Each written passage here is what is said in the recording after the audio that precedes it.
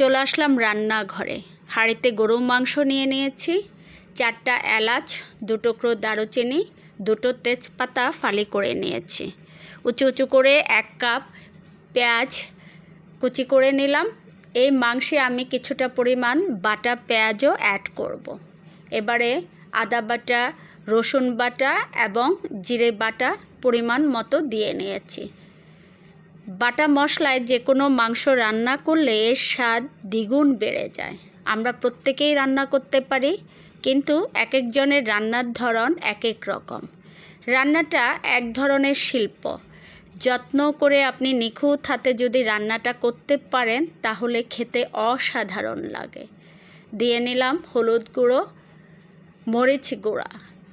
গরুর মাংসের ঝালটা একটু বেশিই লাগে, তাই যথারীতি মরিচের গুঁড়াটা একটু বেশিই দিয়েছি। তাতে খেতেও ভালো লাগবে এবং কালারটাও খুব সুন্দর আসবে। এবারে পরিমাণ মতো লবণ দিয়ে নিলাম।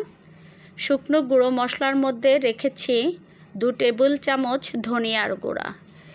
এছাড়াও রয়েছে আমার নিজের হাতে তৈরি গরম মশলা, 1 টেবিল চামচ দিয়ে নিয়েছি গরম মশলা।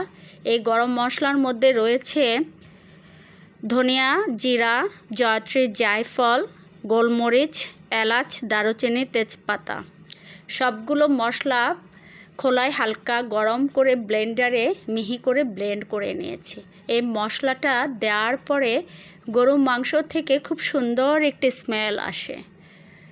আমার মশলাটা দেওয়া শেষ, সর্বশেষে দিয়ে নিচ্ছি তেল। তেলটা স্বাস্থ্যের জন্য মোটেও ভালো না, তাই বুঝে শুনে এর ব্যবহার করতে হবে। আমি 2 কেজি গরুর মাংসের মধ্যে আধা কাপ তেল দিয়ে নিয়েছি। গরুর মাংস থেকে এমনিতেই কিছুটা পরিমাণ তেল ছেড়ে দেবে। এবারে মাংসটা মাখানোর পালা। যত্ন করে অন্তত 15 মিনিট ধরে আমি মাংসটা মেখে নিচ্ছি। মশলাটা যেন প্রতিটা মাংসের গায়ে ভালোভাবে লেগে থাকে। এভাবে ম্যারিনেট করে 15 মিনিট পর মাংসটা আমি রান্নার জন্য চুলোয় বসিয়ে দেব। চুলাটা অন করে দিচ্ছি। আমার গরু মাংস রান্নার জন্য পুরোপুরি রেডি। দাওয়াত রইল আপনাদের, চলে আসবেন আমার বাসায় আমার হাতের গরু মাংস রান্না খাওয়ার জন্যে। সবাইকে ধন্যবাদ আমার এই ভিডিওটি দেখার জন্য।